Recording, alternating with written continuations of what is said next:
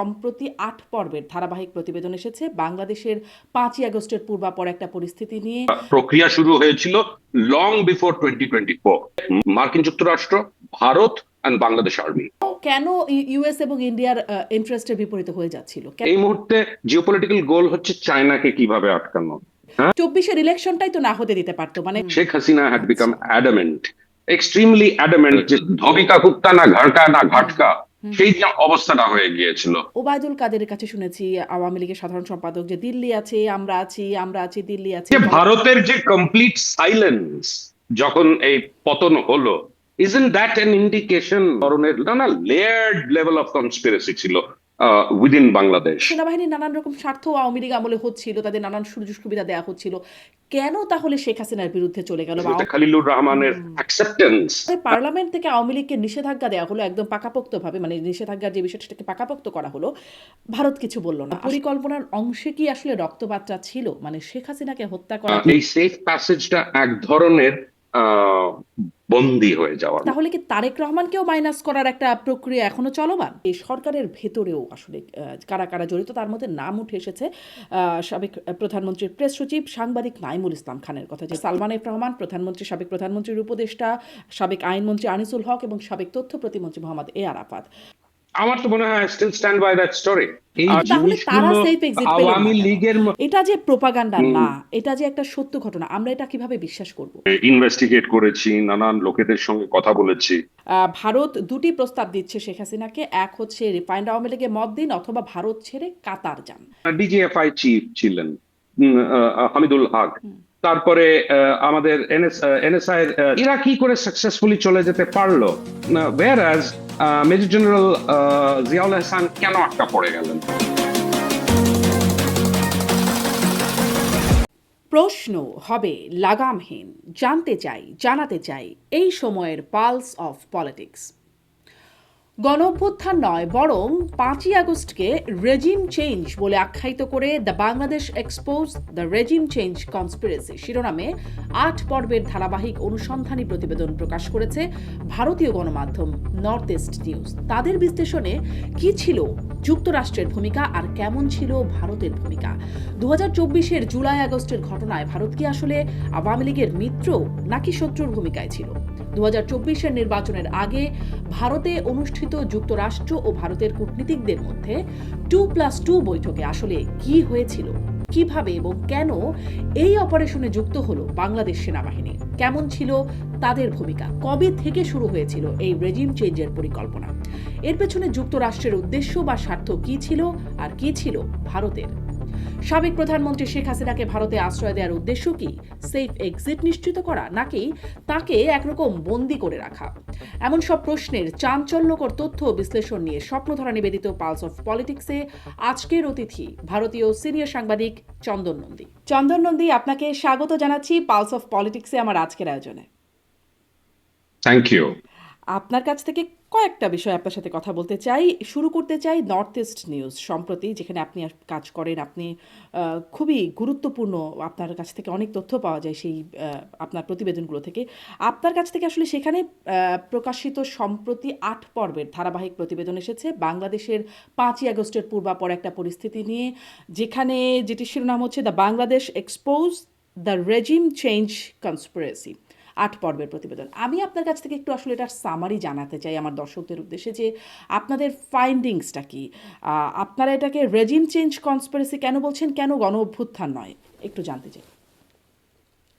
ওকে, তো আমার মনে হয় যে এই প্রথমে বলে রাখি যে এই যে রেজিম চেঞ্জের ব্যাপারটা, সেটা প্রথম আমরা টের পাই, অন্তত আমি পাই 2024-এর সেপ্টেম্বর মাসে, August actually, immediately after the regime change. তো তো তখন থেকে আমি এটার পেছনে নানান ভাবে মানে ইনভেস্টিগেট করেছি, নানান লোকেদের সঙ্গে কথা বলেছি, অ্যান্ড অনেক কিছু আহ, দিল্লিতে বসে প্রবলেম হচ্ছিল আর কি। But anyway, two cut a long story short, সেটা হচ্ছে যে এটা 2024 পুরো অগস্টের পর কাটলো, 2025টা কাটলো।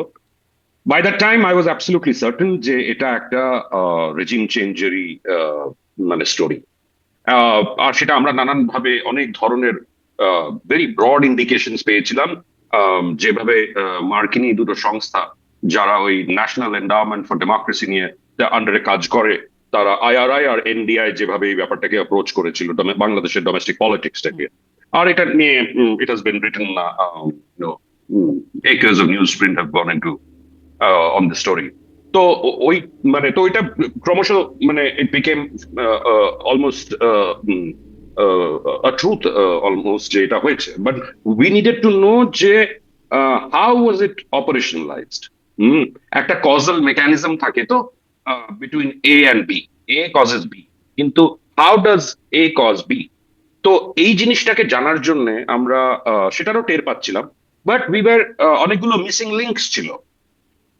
আর বিকজ আমি দিল্লিতে, অনেক সময় সোর্সেসরা ফোনে এইসব জিনিস বলতে চায় না, বা সোর্সেসদের অব্দি পৌঁছানোটা ডিফিকাল্ট হয়ে যায়, কাগজপত্র পেতে ডিফিকাল্ট হয়ে যায়, এভিডেন্স পেতে ডিফিকাল্ট হয়ে যায়।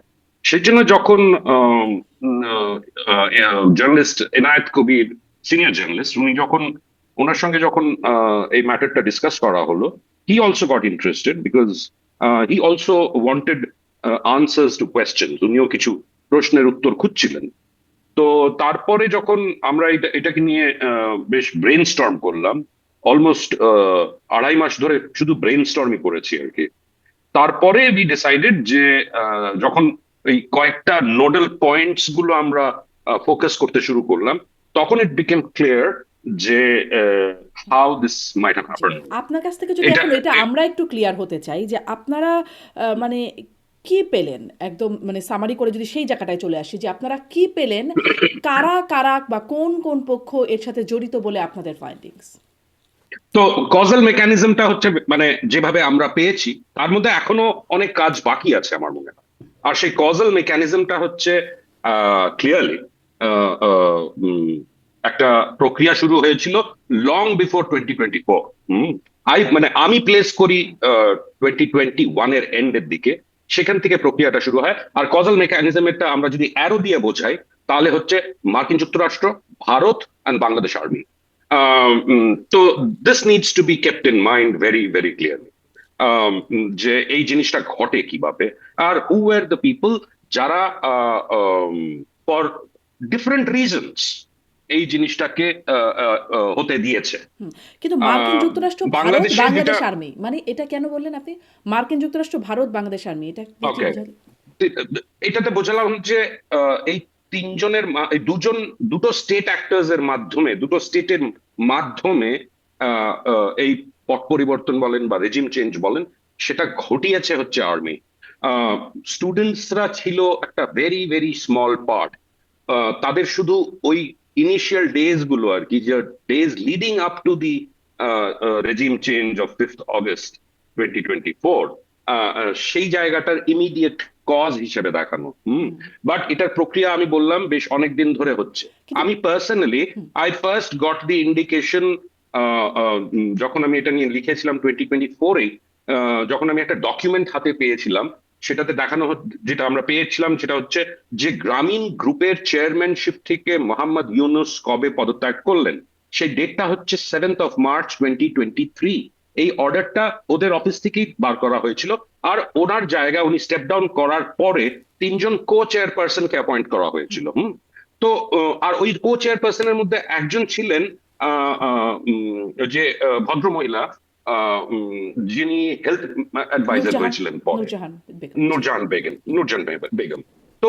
তো that was the first indication, first document.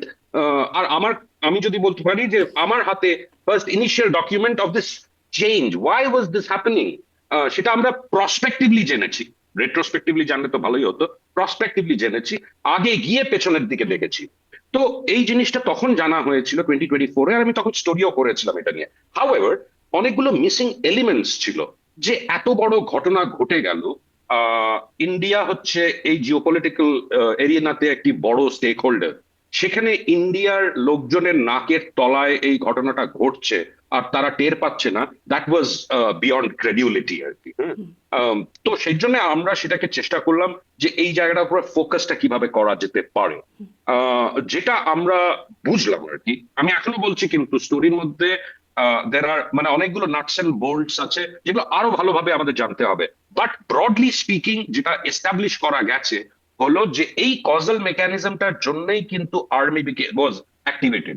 আমি সবসময় একটু মানে সাংবাদিকরা অনেক সময় ব্যাকা ভাবে, মানে আমরা ব্যাকা ভাবে ভাবি আর কি। তো সেটা আমরা দেখলাম যে ইন্ডিয়ার silence was very mysterious, specially 2023-এ যখন শেখ হাসিনার উপরে ট্রিমেন্ডাস চাপ আসতে শুরু করলো মার্কিন যুক্তরাষ্ট্রের স্টেট ডিপার্টমেন্ট থেকে। আমরা দেখতাম পিটার হাস, ডোনাল্ড লু, তারপরে অন্যান্য স্টেট ডিপার্টমেন্টের অফিসিয়ালসরা মার্কিন যুক্তরাষ্ট্র থেকে আসা যাওয়া করা, কি ধরনের চাপ ফেস করতে হয়েছিল তখন।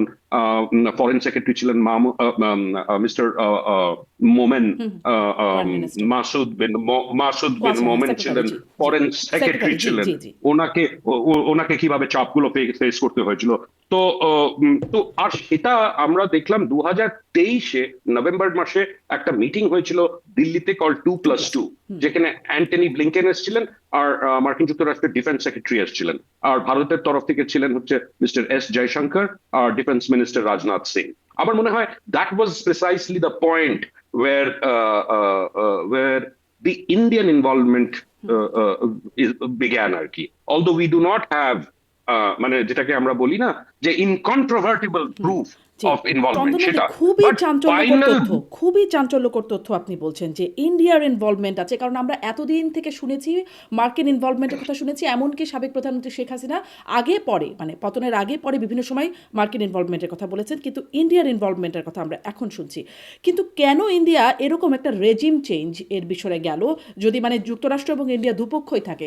24-এর ইলেকশনটাই তো না হতে দিতে পারতো, মানে সেখানেই তো আমরা দেখেছি ইন্ডিয়া একরকমের সমর্থন দিয়ে বরং শেখ হাসিনাকে ক্ষমতায় আনার যে প্রক্রিয়াটা হয়েছে সেখানে ইন্ডিয়া সমর্থন দিয়েছে। হ্যাঁ, বাট ওখানে কিন্তু সবার মানে মার্কিন যুক্তরাষ্ট্র চাইছিল যে একটা ফ্রি অ্যান্ড ফেয়ার ইলেকশন হোক। হ্যাঁ, আমাদের সবার দর্শকদের সবার মনে আছে, থাকা উচিত যে ওটাকেই একটা বিরাট প্রেসার পয়েন্ট হিসেবে তৈরি করা হয়েছিল। তারপরে বিএনপি সেই ইলেকশনে পার্টিসিপেট করলো না, যোগ দিল না, and we know the marquee election আর তার একটা কোয়েশ্চেনেবল আউটকাম। তো আর তার সঙ্গে আমার মনে হয় ওই সময়টা না, মনে হয় কেন, that is precisely the reason why both the Americans and the Indians went on to one side. আর সেটা হলো দ্য চাইনা ফ্যাক্টর। আর ওই সময় আপনাদের মনে আছে নিশ্চয়ই শেখ হাসিনার একটা চায়নার ভিজিট হয়েছিল, যে দ্যাট এন্ডেড ইন এ ফিয়াস্কো। ওনাকে একদিন আগে বেজিং থেকে ফেরত চলে আসতে হয়েছিল, বিকজ দ্য চাইনিজ যেই প্রেশারটা ওনার উপরে এসেছিল চায়নাতে, she could not withstand that pressure, and the Chinese found her to be unreliable at that point in time. তো যেটাকে আমরা বলি না যে মানে ধবিকা কুত্তা না ঘাটকা না ঘাটকা, সেই যে অবস্থাটা হয়ে গিয়েছিল। তো she found herself completely boxed in ওখানে। আর তারপরেই কিন্তু ভারতবর্ষে সফর হলো ওনার। আর তখনও উনি জানতেন না এটা হতে যাচ্ছে। হ্যাঁ, আর আর তার দিস ওয়াজ জুন, জুন 2024। আর ঠিক তার এক মাস পরেই কিন্তু the entire process at the domestic level began. আর সেই ডোমেস্টিক লেভেলে আমরা দেখলাম একটা একটা স্টুডেন্টস মুভমেন্ট হলো, বেসড অন দ্য কোটা রিজার্ভেশনের ওপরে আর কি। ওটা হলো মানে দ্যাট ওয়াজ জাস্ট এ ফাসাড আর কি। সেই ফাসাডটা না হলে আমার মনে হয় এই স্টুডেন্টস মুভমেন্টটা করানো যেত না। আর তার পেছনেই কিন্তু নানান ধরনের নানা লেয়ার্ড লেভেল অফ কনস্পিরেসি ছিল উইদিন বাংলাদেশ।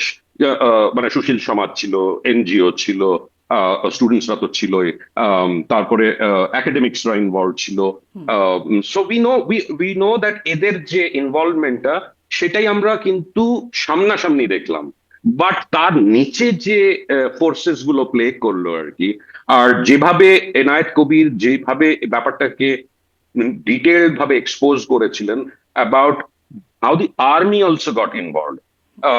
মানে আমি আর্মির ওনার ওনার ইনভলভমেন্টটা একটু বক্তব্য হচ্ছে, সুনির্দিষ্টভাবে আর্মির ইনভলভমেন্ট আপনার কাছে জানতে চাই, কিন্তু আমার ওই প্রশ্নটা আরেকটু আমি বুঝতে আরেকটু চাই যে মানে ভারত এবং যুক্তরাষ্ট্র দুই পক্ষই যদি চাইতো 24-এর নির্বাচনটাকেই তো, মানে তারা যদি সমর্থন না দিত, বাংলাদেশে তো নির্বাচনের যেখানে কোনো দলই মোটামুটি অংশগ্রহণ করছে না, বলা হচ্ছিল আমি দামি নির্বাচন, আওয়ামী লীগ এবং আওয়ামী লীগ আর জাতীয় পার্টির একটা মানে একটা দেখানো নির্বাচন হচ্ছিল, তখন তো মানে ভারত এবং যুক্তরাষ্ট্র যদি বিশেষত যদি ভারত সমর্থন না দিত, তাহলে যুক্তরাষ্ট্র সমর্থন দিচ্ছিলই না, তাহলে তো নির্বাচনটাকে একরকমের ঠেকানো যেত বা অংশগ্রহণমূলক করবার একটা প্রক্রিয়া শুরু করা যেত। কিন্তু তখন সেটা না করে কিন্তু কেন? আমার মনে হয় হ্যাঁ, আমার মনে হয় যে মানে too much water had already flown. হ্যাঁ, আর ওখানে বিএনপি কোনোভাবে ইলেকশনে যাচ্ছে না, and she had become adamant, Sheikh Hasina had become আচ্ছা। অ্যাডামেন্ট, এক্সট্রিমলি অ্যাডামেন্ট, যে সেটা উনি করিয়েই ছাড়বেন। আমার মনে হয় অনেক কিছু কিন্তু বিপরীতে ঘটতে শুরু করেছিল, যেটা ভারত হয়তো ভেবেছিল যে অ্যাভয়েড করা যেতে পারে। আমি কিন্তু বললাম যে নভেম্বর 2023-তে 2+2 মিটিং এর পরেই কিন্তু আমার মনে হয় একটা প্রশ্ন করা হয়েছিল ফরেন সেক্রেটারি, তখন ছিল বিনয় কোয়াত্রা, ওনাকে বাংলাদেশের ইলেকশনের উপরে প্রশ্ন করা হয়, আর তখন উনি একটা ভেরি অড রেসপন্স দেন, যে সেটা হলো যে elections are an internal matter of Bangladesh. হ্যাঁ, আমাদের যে মানে ঠিক আছে, ডিপ্লোম্যাটিক্যালি কেউ এটা বলবে না যে we have a stake in Bangladesh, but of course we have a stake in Bangladesh, from a security perspective, from a geopolitical perspective. তো সেই জায়গাটা তখন যখন মানে she had crossed the Rubicon, so to say, as far as China is concerned. She had gone far too deep into that. আর আমার মনে হয় তখনই বোধহয় the urgency was there in order to accelerate the process of removing her. আর সেটাতে যে রোলটা play করেছিল army, সেই এনায়েত ভাই এটা কিন্তু ওনার বক্তব্যে উনি অন্যান্য জায়গায় বলেছেন, আমার সঙ্গে ডিসকাশনের সময়ও কথা হয়েছে। আর সেটা হলো যে বাংলাদেশের মধ্যে যেই রোলটা আর্মি হিস্টোরিক্যালি প্লে করেছে, at very critical moments কিন্তু army has got deeply involved in politics, but this was something more. This was more than politics, because the army had taken part in almost a geopolitical decision, যে যেই government setup is going to prove inimical to the interests of the US and also to the Indians, সেটার কিন্তু life আর বেশি দিন prolong করা যাচ্ছিল না আমার মনে হয়। কিন্তু কেন, And therefore, কেন ইউএস এবং ইন্ডিয়ার ইন্টারেস্টের বিপরীতে হয়ে যাচ্ছিল? কেন কেন মানে কি হচ্ছিল যেটা ইউএস এবং because ইন্ডিয়ার? because she had মানে যেভাবে উনি টুয়ার্ডস চায়না ঘেঁষতে শুরু আচ্ছা, করেছিলেন, স্পষ্ট। জি। রাইট? তো that was the whole idea. সেটা কিন্তু আমরা এখন অব্দিও দেখে যাচ্ছি in some form or the other, in many ways. Mister Khalilur রহমানের অ্যাকসেপ্টেন্স অ্যাজ বাংলাদেশের ফরেন মিনিস্টার অন মানে এই যে টেকনোক্র্যাট কোটাতে ওনার যে ট্রাভেল গুলো হচ্ছে, উনি যে দিল্লি এলেন, it is a continuation, it's almost an epilogue to the book, যদি আমরা সেভাবে বলতে চাই আর কি। Yeah. জি।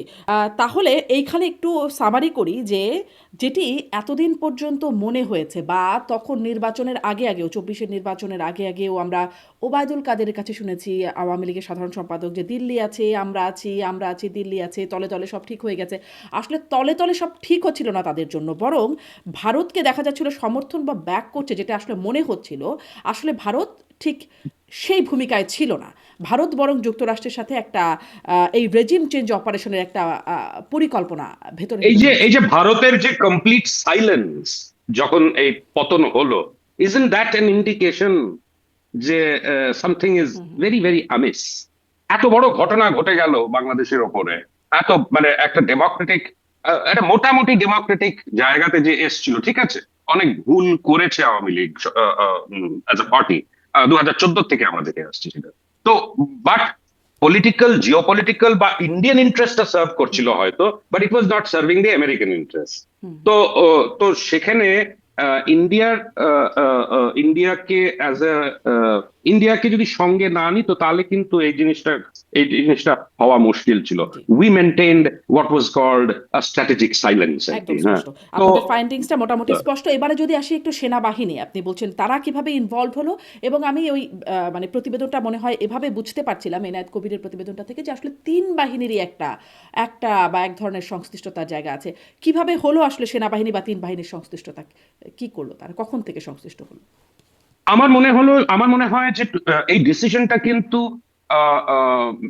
এই যে টু সুইচ সাইডস আর কি, so to say, to abandon the government in power and play an active role এই গভর্নমেন্টটাকে থেকে সাপোর্ট সরিয়ে নেওয়াতে, সেটা কিন্তু ওই লাস্ট 5 days অফ অগস্টে ঘটেছে আর কি। তো আচ্ছা। যেভাবে যেভাবে যেভাবে এনায়েত ভাই এই জিনিসটার বর্ণনা দিয়েছেন আর কি, যে কারা কারা ইনভলভ ছিল, কোন কোন অফিসার্স ইনভলভ ছিল এই হুম এই প্রেশারটাকে ইনক্রিজ করানোর জন্য। আর exactly what happened on the 4th of August, last মোমেন্টে গিয়ে 4th of August late in the night উনি ডিসক্রাইব করে বলেছেন যে টেলিকনের মাধ্যমে কিন্তু অনেকগুলো টপ জেনারেলসরা এই ডিসিশনটা নিয়ে ফেলেছিল। আর 5th of August কিন্তু এন্টায়ার ডে ওয়াকারুজ্জামান কিন্তু গণভবনে যাননি। গণভবনে শুধু দুজন অফিসার ছিল সিনিয়র, একজন ছিলেন এসএসএফ এর যে chief mister major general Nazmul Hasan, আর ছিলেন শেখ হাসিনার military secretary Kabir Ahmed, major general Kabir Ahmad. তাছাড়া আরেকজন ব্রিগেডিয়ার ছিলেন। হাউ এভার ওই দিন 5 তারিখে কিন্তু একটা কিছু ইম্পর্টেন্ট আওয়ামী লীগ নেতারা এসছিলেন ওখানে, তাদের নিয়ে কিন্তু হয়তো একটা বৈঠকও হয়েছিল ওখানে। But I think by that time the army had completely removed itself hmm from মানে to provide any kind of bulwark against what was coming আর কি।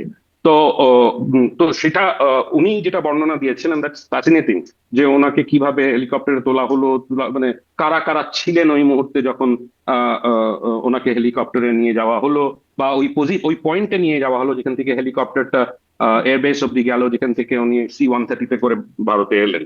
তো আমার মনে হয় যে আর্মি যেটা অ্যাচিভ করতে পেরেছে আর কি, সেটা হলো যে এটা রিলেটিভলি ব্লাডলেস August 5th হয়েছিল আর কি। নইলে কিন্তু অনেক ধরনের অঘটন সেখানে ঘটতে পারতোই। আর আরেকটা জিনিস যেটা আমি বুঝি, অনেকেই বোঝেন হয়তো, বাংলাদেশে অনেকেই বোঝেন, সেটা হলো যে এটার একটা ডিনায়াল ছিল as far as India is concern, as far as the US is concern. ডিনায়াবিলিটিটা ছিল because there was no smoking gun evidence, এখনো নেই। হুম আর সেটাই হলো ডিনায়াবিলিটি। একটা অপারেশনের মেন ফান্ডামেন্টাল হচ্ছে ডিনায়াবিলিটি। তো সেই ডিনায়াবিলিটিটা তো আমরা রিড করতে পারছি, আমরা হয়তো দেখতে পারছি না, but we are being able to read those science, we are able to C the smoke coming out of the gun, কিন্তু আমরা দেখিনি যে বুলেটটা ফায়ার হুম করা হলো, রাইট? সো টু সে। তো তো সেই যে দুজন সামরিক কর্মকর্তা, দুজনেই major general, Kabir Ahmed and major general Nazmul Hasan, ওনারা ওনাদের কি রোল ছিল এই মুহূর্তে? ওনারা হেলিকপ্টারে করে এয়ারফিল্ডে গেলেন, এয়ারফিল্ড থেকে কি ওনারা ওই যে C-130 এয়ারক্রাফটেও কি ওনারা ইন্ডিয়া এসেছিলেন, আবার বাংলাদেশে ফেরত গেলেন? আই থিঙ্ক এই জিনিসগুলো অনেক কিছু বোঝায়, অনেক কিছু বলে, যে সেফ প্যাসেজ দেওয়া হলো, হুম বাট নাও এই সেফ প্যাসেজটা এক ধরনের আহ, বন্দি হয়ে যাওয়ার মতন also, because her hands are tied.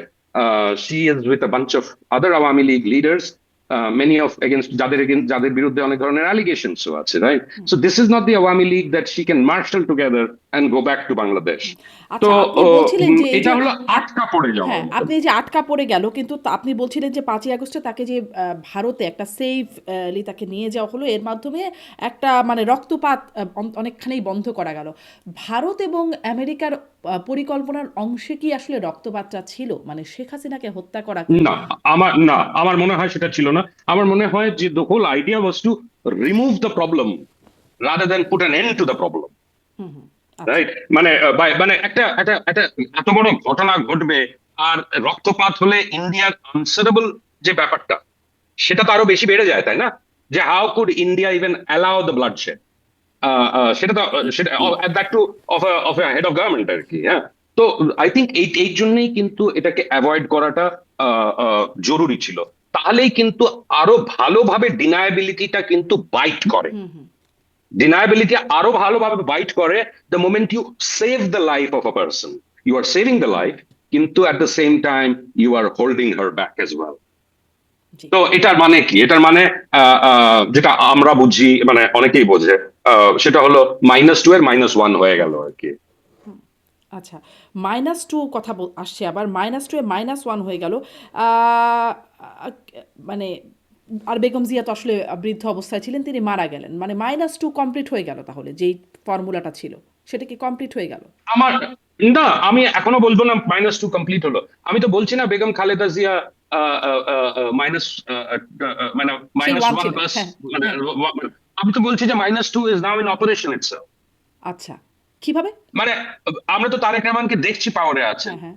But is Tarique Rahman proving to be an effective prime minister? Lots of questions.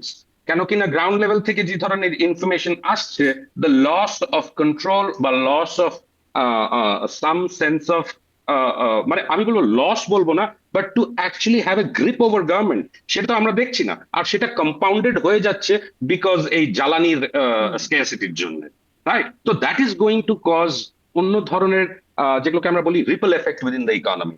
তো সেগুলোকে কন্ট্রোল করার মতন ক্ষমতা কি এই সরকারের আছে? দ্যাট ইজ এক্স্যাক্টলি দ্য আচ্ছা, টেস্ট আমার তাহলে এই দ্যাট ইজ প্রশ্ন, নাও অন। যে -1 হয়ে গেল, শেখ হাসিনাকে বন্দি করে ফেলা হলো, আর তাহলে কি তারেক রহমানকেও মাইনাস করার একটা প্রক্রিয়া এখনো চলমান? Maybe, we don't know how. আমরা তো সেটা তার কোনো সাইন্স এই মুহূর্তে দেখতে পাচ্ছি না। খালি দ্য ওনলি ইন্ডিকেশন ইজ গভর্নমেন্টের যেই ধরনের গভর্নমেন্টের কন্ট্রোল থাকা উচিত ছিল একটা সো কল্ড ইলেকশনের পরে।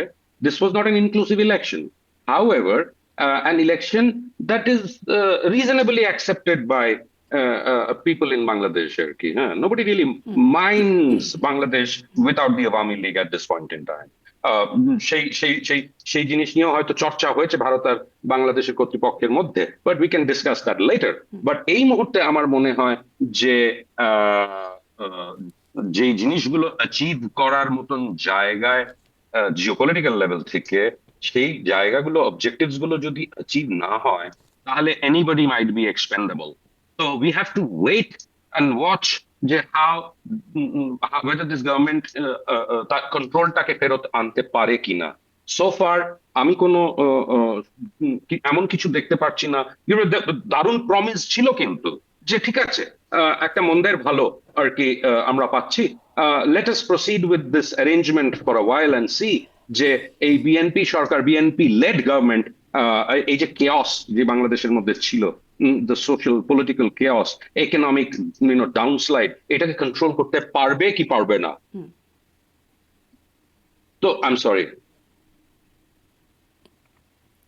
তো এই জিনিসগুলো আমার মনে হয় যে আমাদের আরো ভালোভাবে এইগুলোকে স্টাডি করতে হবে as the weeks go by, and we have to watch যে এই গভর্নমেন্ট কোনোভাবে একটা পরিস্থিতির উপরে কন্ট্রোল আনতে পারে কিনা। বাংলাদেশের মধ্যে কিন্তু এখন আচ্ছা, যেটা এই যে আমি কন্ট্রোল আনতে কথা না বলে পারাটা, বুঝছি, জনাব চন্দ্র নন্দী, কন্ট্রোল আনতে না পারাটাকে আপনি এই সরকারের অদক্ষতা বা ব্যর্থতা হিসেবে দেখছেন, নাকি আসলে কন্ট্রোলটা অন্য কোথাও, সেখানেও কোনো জিও পলিটিক্স কাজ করছে?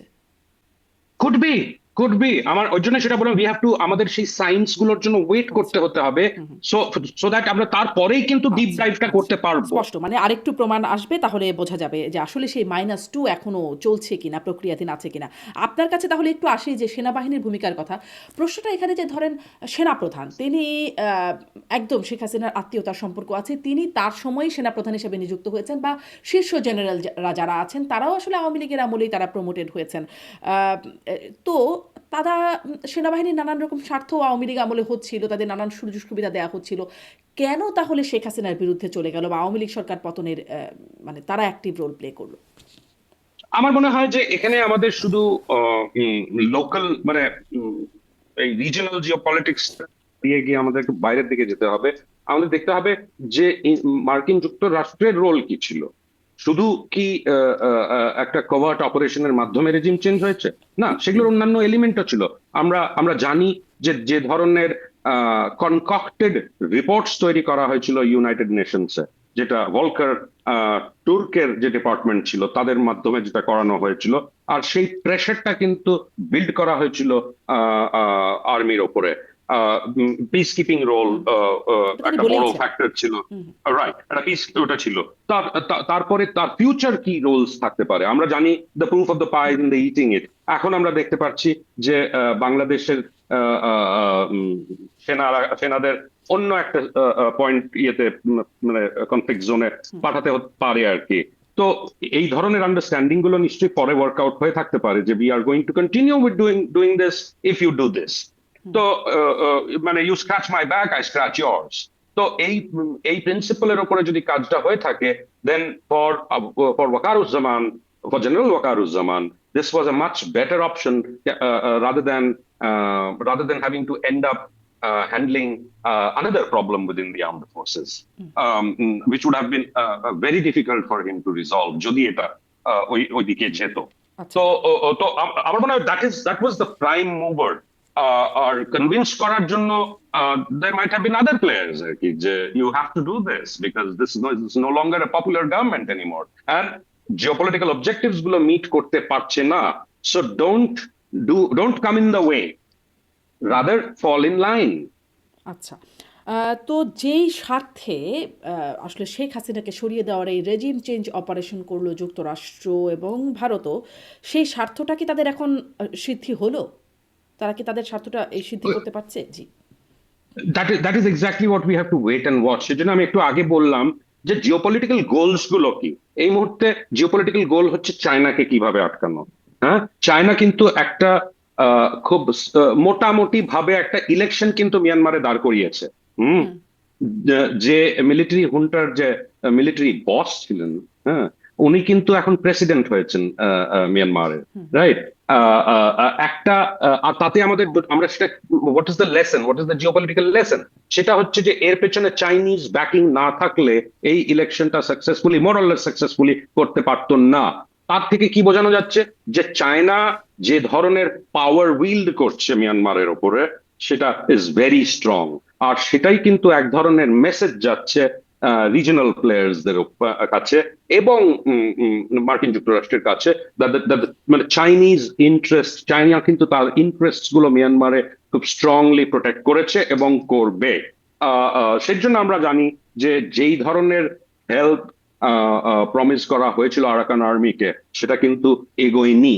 আমরা এটাও জানি আর দেখতেও পারছি যে রোহিঙ্গা ইস্যু নিয়ে, হিউম্যানিটেরিয়ান করিডোর নিয়ে যে জিনিসগুলোকে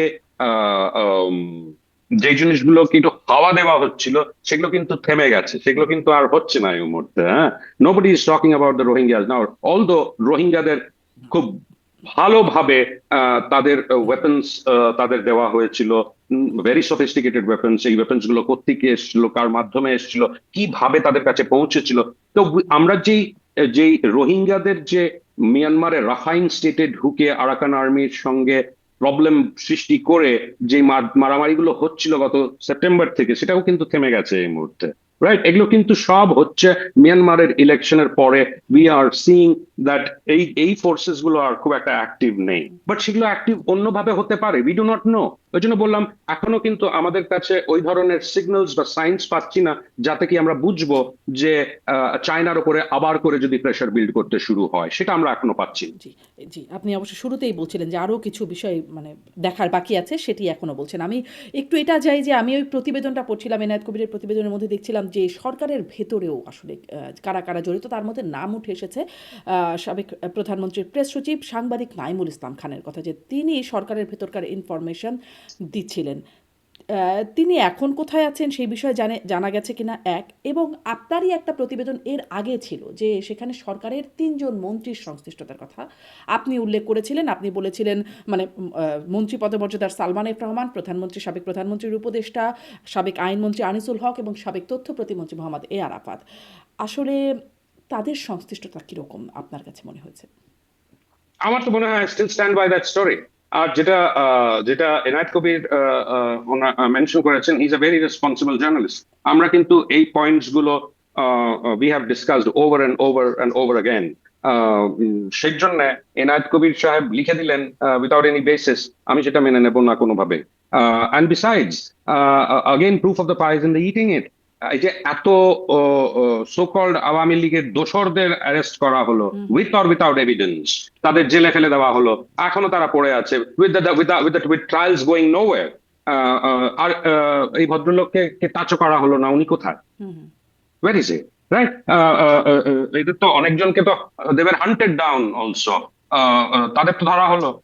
তারপরে সালমান রহমান কে আর আনিসুল হককে কিভাবে ধরা হলো সেগুলো তো লোকজন জানে, যে entire thing was a drama that was set up there at that time. ওই যে জলের মধ্যে করে নৌকা করে পালাবার চেষ্টা করছিল, রাইট রাইট। তো এগুলো তো হয়েছে। তো আমার মনে হয় যে এই জিনিসগুলো আওয়ামী লীগের, মানে ধরেন সালমান এফ রহমান এবং আমি তো সেটাই বলছি, আমি তো সেটা মানে এখানে কিন্তু মানে অনেক ধরনের যেগুলোকে আমরা বলি so called little games were going on, যে those who were unwanted for whatever roles they may have played, hmm, সেই জন্য যেমনি আমি আরেকটা অ্যানালজি দিতে পারি যে তিনজন সেনা অফিসার, তিনজনই মেজর জেনারেল, তারা সাকসেসফুলি পালিয়ে গেল কি করে বাংলাদেশ থেকে, whereas major general Ziaul Hasan hmm, আটকা পড়ে গেল কেন? Right, that's a big mystery for me. আর এই যে তিনজন মেজর জেনারেল, তার আমরা ডিজিএফআই চিফ ছিলেন হামিদুল হক, হুম, তারপরে আমাদের এনএসআই এর চিফ ছিলেন অন্তত এপ্রিল মাস অব্দি মেজর জেনারেল টিএম জুবায়ের, আর তারপরে মিলিটারি সেক্রেটারি মেজর জেনারেল কবির আহমেদ। এরা কি করে সাকসেসফুলি চলে যেতে পারলো, whereas major general Ziaul Hasan কেন আটকা পড়ে গেলেন? And why is it that the army top brass did not make any attempt to help them get away? হুম, হুম। তো জিয়াউল হাসান অত্যন্ত একটা সেন্সিটিভ পজিশনে ছিলেন, যেখানে ওনার কাছে he may have been privy to some of these conversations, to some of the conspiracy that might have happened. সেই জন্যই কি ওনাকে আটকানো জায়েজ ভেবেছে আর্মি হুম। টপ ব্রাস, আর সেই জন্য কি উনি এখন he is in judicial custody? তো আমার মনে হয় যে ট্রায়ালটা যখন হবে, তো এগুলো হচ্ছে অ্যানালজিস। আর শুধু যে তিনজন পলিটিক্যাল লিডার্সদের কথা বলেছি তা না, this circle could be bigger. আমাদের ফোকাসটা হয়তো আমরা সেভাবে এখনো করতে পারছি না, কিন্তু যদি এটা ভালো করে আরো ডেপথে গিয়ে এই জিনিসটাকে ইনভেস্টিগেট করা যায়, we may come across other fifth columnists around Sheikh Hasina. আমি জানি না Sheikh Hasina herself is aware of all this or not. For her এই প্রবলেমটা, তাকে দলকে সংগঠিত করতে হবে, তাকে দলকে একটা সার্টেন ডাইরেকশন দিতে হবে, দল ব্যান্ড। তো তার মধ্যে ওনার মানে কটা দিক ভাববেন সেটা হলো একটা, মানে she doesn't want to open to many fronts at this point in time, যেটা আমার যেমন হচ্ছে আর কি। জি। তো সো তো এই জিনিসগুলো কিন্তু আরো ডিপলি আওয়ামী লীগের মধ্যে স্টাডি করতে হবে, এবং বাইরে যারা এগুলো নিয়ে ডিল করেন তাদেরও স্টাডি জি। করতে হবে এখন যে এখন তিনি how much damage was cause to the Awami League. জি, এখন তিনি নিজে জানেন কিনা, আপনি বলছেন যে শেখ হাসিনা জানেন কিনা, শেখ হাসিনাকে ভারত এখন কি জানাচ্ছে বা ভারত এখন কি বলছে সেটি একটু আপনার কাছে জানতে চাই। সেই বিষয়ে আপনার কাছে তথ্য আছে কিনা? কারণ আমরা জেনেছিলাম যে শেখ হাসিনা যখন 5ই আগস্টের পর ভারতে গিয়ে পৌঁছালেন, তখন তার নিরাপত্তা উপদেষ্টা, মানে ভারতের নিরাপত্তা উপদেষ্টা অজিত দোভাল তার সাথে সাক্ষাৎ করেছিলেন। পরবর্তীতেও নাকি কয়েকবার তার সাথে দেখা হয়েছে বলে আমরা শুনতে পেয়েছি। আসলে ভারত কি বার্তা দিচ্ছে শেখ হাসিনাকে এখন? এবং সাথে আরেকটা জিনিস যোগ করে দিই, সম্প্রতি আমাদের বাংলাদেশি গণমাধ্যম মানবজমিনে একটি খবর এসেছে যে ভারত দুটি প্রস্তাব দিচ্ছে শেখ হাসিনাকে। এক হচ্ছে রিফাইন্ড আওয়ামী লীগে মত দিন, অথবা ভারত ছেড়ে কাতার যান। এই প্রসঙ্গেও একটু জানতে চাই আপনার কাছে। দেখুন, আমি এগুলো আই এম অ্যাওয়্যার অফ এই রিপোর্টস গুলো, বাট আমার পার্সোনালি কিন্তু I have never felt the urge to go and investigate this. কেন কিনা আমি ডাইরেক্টলি এমন কারোর সঙ্গে কথা বলতে পারিনি যে আমাকে বলবে যে এই ধরনের অপশনস দেওয়া হয়েছে কাতারে যাওয়ার, আর বা এখানে গিয়ে রিফর্মড আওয়ামী লীগের। একটা স্লাইট ফ্লিকার অফ অ্যাক্টিভিটি দেখেছিলাম যখন শিরিন শারমিন চৌধুরীকে অনেক বছর, মানে অনেকগুলো মাসের পর আর কি, উনি সারফেস করলেন। উনি তো আমরা সবাই জানতাম ক্যান্টনমেন্টেই ছিলেন, তারপরে হঠাৎ ধানমন্ডিতে উনি সারফেস করলেন। আর যেটা আমি তারপরে খোঁজ নিয়ে দেখলাম সেটা হলো যে whether Shirin Sharmin is an acceptable alternative among other Awami League leaders. আর যেই এটা ফিডব্যাকটা আমি বুঝতে পারছিলাম, absolutely not. She doesn't have the capability to lead the party in the absence of Sheikh Hasina. তাকেও কিন্তু একইভাবে আমার মনে গ্রেপ্তার করে ছেড়ে দেওয়া হলো জামিনে। হ্যাঁ, রাইট, কিন্তু সেখানে তো তখন তো দি আমেরিকানস ওয়ার স্টিল দেয়ার, হুম, মানে he is close to the Americans. তো আমার মনে হয় সেটা এক ধরনের ডেটারেন্ট হয়ে গিয়েছিল হয়তো ইন আ ওয়ে, যে এই লোকটাকে বেশি ঘাটালো চলবে না আর কি। হ্যাঁ, তো আমার মনে হয় যে এই কাতারে যাওয়ার ব্যাপারটা বা রিফর্মড আওয়ামী লীগের ব্যাপারটা, শেখ হাসিনা হয়তো নিজেও, যদি এটা সত্যি হয়ে থাকে, if there is any grain of truth to this Manab Zamin report, তাহলে আমার মনে হয় যে she would have turn this down. Hmm, maybe অন্য কোনো destination, yes, I don't know, but certainly not Qatar, and certainly not a reformed Awami League যেখানে she will not be able to call the shots.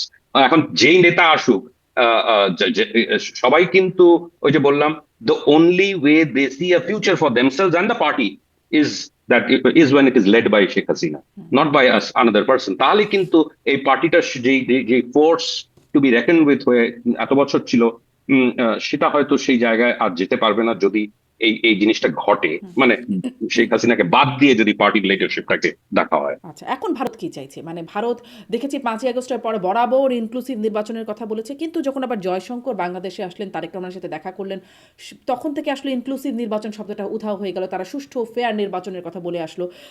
এবং inclusive নির্বাচন হলো না, তাতেও ভারত কোনো বক্তব্য রাখলো না। তারপরে পার্লামেন্ট থেকে আওয়ামী লীগকে নিষেধাজ্ঞা দেওয়া হলো একদম পাকাপোক্তভাবে, মানে নিষেধাজ্ঞার যে বিষয়টা সেটাকে পাকাপোক্ত করা হলো। ভারত কিছু বলল না। আসলে ভারতের এখনকার অবস্থান কি? তারা কি আসলে আওয়ামী লীগের মিত্র নাকি শত্রু? আমি সেটা মিত্র শত্রুর মধ্যে যাব না। আমার যেটা মনে হচ্ছে যে আহ, উম, আওয়ামী লীগের মধ্যে, সরি, বাংলাদেশের মধ্যেও এমন কিছু পলিটিক্যাল ফোর্সেস আছে, including the BNP, who do not want the Awami League at this point in time. আমার মনে হয় তারাও চায় না যে শেখ হাসিনার লিডারশিপে আওয়ামী লীগ বাংলাদেশে আসুক। তাই আর মানে এটার একটা কারণ আছে, Awami League still retains lot of support on the ground. সেটা হয়তো এই পলিটিক্যাল আউটফিটস গুলো জানে, আর সেটা ইকুয়েশন চেঞ্জ করে দিতে পারে। বাট বাট যেই ডিসপেন্সেশন এখন পাওয়ারে আছে আর যারা অপোজিশনে আছে, জামাতে ইসলামী, তারা আগামী দিনগুলোতে কি ধরনের তাদের পলিটিক্সটা গ্রো করবে বা ডেভেলপ করবে, কোন ডাইরেকশনে যাবে, তখন কি ধরনের চাপ অ্যান্টিসিপেট করবে বা অ্যাকচুয়ালি সামাল দিতে হবে বিএনপি কে, সেটা বিএনপি কে বুঝতে হবে আর কি। And সেটাকে কাউন্টার করার মতন ক্ষমতা বিএনপির থাকবে কিনা সেটা বিএনপি কে বুঝতে হবে। সেটা কি একটা রিফর্মড আওয়ামী লীগ সেই ফোর্সটাকে কাউন্টার করতে পারবে, জামাতের মতন ফোর্সটাকে? আর আরেকটা জিনিস ঘটবে হচ্ছে, প্রত্যেকটা জায়গায় যদি গভর্নেন্সে ফেল করে আর কি বিএনপি, তার ইমিডিয়েট পলিটিক্যাল বেনিফিশিয়ারি কিন্তু জামাতে ইসলামী হবে। So you can't delay the process of bringing বাংলাদেশের পলিটিক্স টু ওই যেটা নর্মাল পলিটিক্স অ্যাজ ইউজুয়াল আমরা জানি ছিল, আওয়ামী লীগ, বিএনপি, বাকিরাও আছে থাকলো। তো সেই জায়গাটা, and most importantly of course is the role that the army will play. আমাদের দেখতে হবে কিন্তু একটা জিনিস, let me take you point you to this direction, যে আর্মির কিন্তু ব্যারাকসে ফিরে যাওয়ার কথা ছিল immediately after the election. Army কিন্তু এখনো ব্যারাকসে ফিরে যায়নি। So are they anticipating problem in the days to come? Or will there be some sort of a political upheaval sooner rather than later? তো সেই জিনিসটা আমরা we have to wait and watch. As I said, signals এখনো সেদিকে আমরা পাচ্ছি না যে একটা ইনস্টেবিলিটির দিকে এগোচ্ছে। বাট হ্যাঁ, the ground is probably slowly getting prepared because of political and economic reasons. মানে এটা একটা বড় জায়গা, প্রশ্নের জায়গা, যে আর্মি কেন এখনো ব্যারাকে ফিরে যাচ্ছে না। নিশ্চয়ই এটা একটা বড় কোশ্চেন। আমি শেষ প্রশ্নে আপনার কাছে আসি, যে আর একটা মানে প্রতিবেদনের এই জায়গাটাও দেখলাম যে বাংলাদেশ নৌবাহিনী প্রধান অ্যাডমিরাল নাজমুল হাসানের দুর্নীতির নথি দুদকের কাছ থেকে মানে নর্থ ইস্ট নিউজ পেয়েছে। এটা একটু আপনার কাছে জানতে চাই, এটা কি দুদক স্বপ্রণোদিত হয়ে মানে এই তদন্তটা করলো, নাকি দুদকে কেউ এই অভিযোগ দিল তার প্রেক্ষিতে করলো? এরকম সেনা প্রধানের এটা মানে আর নৌ প্রধানের এটা বিরুদ্ধে। দুদকে এটা এক ধরনের রিটেন কমপ্লেন্ট, রিটেন কমপ্লেন্ট কেই দেখেছে আর কি, পেয়েই করেছে, গিয়েছে। আপনি দেখুন, শুধু যে নৌপ্রধান তা না, ইভেন দি চিটাগং পোর্ট অথরিটির যে chairman rare admiral S N Moniruzzaman, তার এগেনস্টে স্ট্রং অ্যালিগেশনস আছে। মানে আর স্পেসিফিক তিনটে জায়গায় আছে, একটা হচ্ছে চিটাগং পোর্ট অথরিটির মধ্যে, আরেকটা হচ্ছে বাংলাদেশ শিপিং কর্পোরেশনে, আর থার্ড হচ্ছে মংলা পোর্টে। এই তিনটে জায়গায় স্পেসিফিক দুর্নীতির কমপ্লেন্ট আছে, অ্যালিগেশনস আছে। সেগুলোকে কিন্তু ইনভেস্টিগেট করার মধ্যে দিয়েই কিন্তু এই নামগুলো এসছে আর এই লিঙ্কেজেস গুলো এসছে। আই এম নট শিওর এসিসি সেই মানি ট্রেল গুলোকে ফুল প্রুফ ভাবে ইনভেস্টিগেট করতে পেরেছে কিনা, বা যতটুকু তথ্য, যতটুকু ইনফরমেশন আমি অ্যাক্সেস করতে পেরেছি, তার থেকে বোঝা যাচ্ছে তো সেগুলো, ওই ডিটেলস গুলো হয়তো ওরা প্রেজেন্ট করেনি ওই রিপোর্টস গুলোতে, বাট সার্টেনলি ওই অ্যালিগেশনস গুলো ফিচার করেছে ওই ওই পার্টিকুলার রিপোর্টস গুলোতে। কিন্তু আমি সাধারণভাবে, তিনটেতে দেখেছিলাম। হ্যাঁ, হ্যাঁ, কিন্তু সাধারণভাবে আমাদের দেশের যে বাস্তবতা, এরকম একজন পোর্টফোলিওর একজন ব্যক্তি নৌপ্রধান, তার বিষয়ে দুদক মানে রানিং নৌপ্রধান, তার বিষয়ে দুদক ইনভেস্টিগেশন করবে, এটি একটা খুব স্বাভাবিক ঘটনা না। মানে কোথাও থেকে গ্রিন সিগন্যাল বা কোথাও থেকে একটা নির্দেশনা আসলে তবেই এরকমটা সম্ভব। এরকমও কি হতে পারে সামনে সেনাপ্রধান বা বিমান বাহিনী প্রধান তাদের বিরুদ্ধেও এরকম অভিযোগ আনা হতে পারে বা তদন্ত চলতে পারে? তার উপরে কারা কুড ক্ষুব্ধ? বি, উই কার ডোন্ট নো। উপরে কারা ক্ষুব্ধ নৌপ্রধানের উপরে? আমার তো মনে হয় যে ক্ষুব্ধ হওয়ার তো কোনো কারণ দেখছি না, যদি নাকি এটা ওদের মধ্যে থেকেই কিছু করিয়ে হওয়া হয়।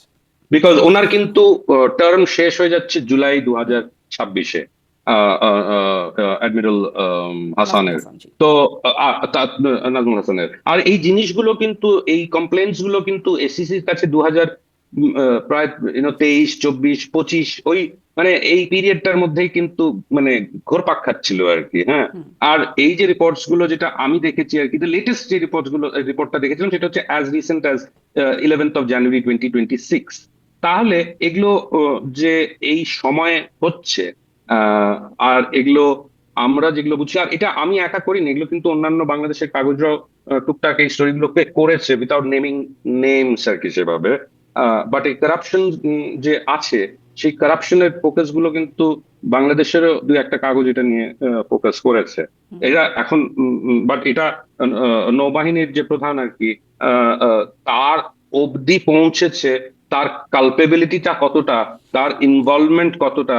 এই যে বলা হচ্ছে যে একটা সুপার মার্কেটে নাকি কেনা হয়েছে কাতারে, সেটার সঙ্গে তার কি সম্পর্ক, তারপরে ক্রেন কেনার ব্যাপার নিয়ে যে দুর্নীতি, অ্যালেজড দুর্নীতি যেটা ঘটেছে, সেটার করাপশন কাকে বলে? করাপশন বলে হচ্ছে যে when you get part of, when you মানে you gain from a questionable deal, সেটাকেই করাপশন তো বলে। তো তো সেটা কি সলিডলি এসিসি প্রুভ করতে পারবে? এসিসি কি আদৌ হুম। সেই দিকে এগোচ্ছে to actually investigate and prosecute an officer of the rank of hmm. The navy chief?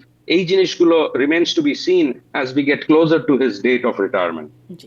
আমি একদমই শেষ করব। একটা শেষ প্রশ্ন শুধু এটা বলি যে, দুদকের কাছ থেকে যেমন একটা নথির বিষয় জানতে পারছি যে, সেখান থেকে একটা ফাঁস হওয়া নথির মাধ্যমে আপনারা তথ্য পেয়েছেন এবং সংবাদ মানে প্রতিবেদনটা করেছেন এই দুর্নীতির খবর প্রকাশের ক্ষেত্রে। বাকিগুলো অনেক ক্ষেত্রেই বলা হচ্ছে ফাঁস হওয়া নথি। মানে কোন নথির ভিত্তিতে আপনাদের মানে এই যে রেজিম চেঞ্জের বিষয়ে যেই প্রতিবেদনটা করছেন, এখানে আপনাদের সোর্স বা নথিটা কি? সোর্স হয়তো আপনারা পুরোপুরি ডিসক্লোজ করবেন না, কিন্তু ফাঁস হওয়া নথির কথা বলছেন, কোন নথির কথা বলা হচ্ছে বা কোন কোন? সেটা কিন্তু মানে funnily enough, I am also not privy, only the writer is privy. And আমার মনে হয় সেটা থাকাই বেটার। যে জিনিসটা আমি যতটুকু গ্যারান্টি দিতে পারি যে দি ডকুমেন্টস আর দেয়ার, কিন্তু সেই ডকুমেন্টস এর নেচার অফ ডকুমেন্টস কি এবং কোন পয়েন্ট থেকে অরিজিনেট করেছে, সেটা কিন্তু আমারও জানার অধিকার নেই সেইভাবে, হ্যাঁ। যে তার সোর্সকে, তার সোর্স হচ্ছে স্যাক্রোস্যাঙ্ক্ট, সেই সোর্স আমাকেও তার বলার উচিত না, আর আমারও উচিত না আমার যে যে এই স্টোরিজ গুলোর যে রাইটার আর কি এনায়েত কবির সাহেব, জি। তাকে নিয়ে আর কি করা। বাট কিন্তু ইয়েস, সমস্যাটা এখানে, অল কিন্তু আই ক্যান সমস্যাটা এশিওর ইজ, সমস্যাটা এখানে জনাব চন্দন নন্দী, যে আমাদের এখন অনেক প্রোপাগান্ডা আছে, অনেক কিছুই গুজব জাতীয় জিনিসপত্র আছে। এটা যে প্রোপাগান্ডা না, এটা যে একটা সত্য ঘটনা, আমরা এটা কিভাবে বিশ্বাস করব? আমার মনে হয় যে আমরা যদি ঘটনাগুলোকে খুবই লজিক্যালি দেখি আর কি মোটামুটি, তাহলে কিন্তু ওই ওই প্যাটার্ন গুলো ফলো করে, যেখানে the involvement of the army is clear absolutely, যেখানে silence of the Indians is clear absolutely. আর আমরা পলিটিক্যাল লেভেলে যে ইনভলভমেন্ট গুলো দেখেছি in terms of regime change, যেগুলো নেপালেও আমরা দেখেছি কিছুটা, আইআর ইনভলভমেন্ট নেপালেও ছিল, ওই ধরনের স্টাডি ওরা নেপালেও করবার চেষ্টা করে। সেই জিনিসগুলো আমরা যদি দেখি, we have reasonable doubts, we have reasonable ground to doubt যে এদের ইনভলভমেন্ট জি। আছে। অনেক সেই জন্য ধন্যবাদ। বললাম more needs to be done, জি। আরো বেশি খাটাখাটনির ব্যাপার ইনভলভ আছে এর সঙ্গে। নিশ্চয়ই সেই খাটাখাটনি শেষেও নিশ্চয়ই আপনার সাথে আবারও কথা বলবার সুযোগ হবে। অনেক ধন্যবাদ চন্দন নন্দী, আপনার আজকের অ্যানালাইসিসগুলো সেই গ্রাউন্ডগুলোকেই ইঙ্গিত করছিল। ধন্যবাদ যুক্ত হয়ে সময় দেওয়ার জন্য। Thank you. অনেক ধন্যবাদ দর্শক এতক্ষণ সাথে থাকার জন্য।